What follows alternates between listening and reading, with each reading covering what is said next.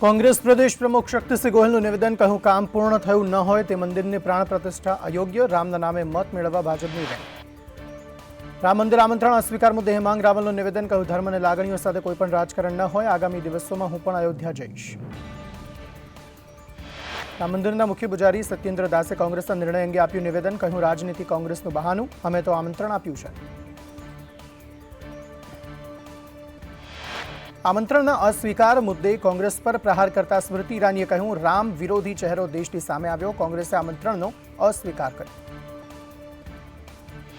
राम मंदिर में दान प्रवाह अविरत चालू मंदिर ने छेल्ला 1 महीना में 1.5 करोड़ की रकम दान में मळी मंदिर ने हाल दैनिक 5 लाख थी वधु दान मळे छे एनसीबी नेता नवाब मलिक ने सुप्रीम कोर्ट द्वारा मोटी राहत नवाब मलिक वचगाळाना जामीन 6 महीना लंबावाया खराब तबियतना आधारे वचगाळाना जामीन आप्या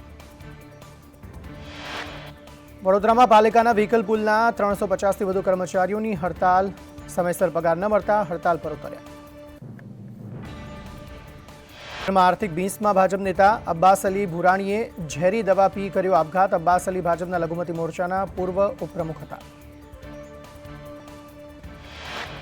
સુરતની માઉન્ટ મેરી હાઈસ્કૂલમાં કેટલાક શિક્ષકો પિકનિક પર જતા શિક્ષણ કાર્ય રઝળ્યું સ્કૂલના સંચાલકો શિક્ષકો પિકનિક પર પડ્યા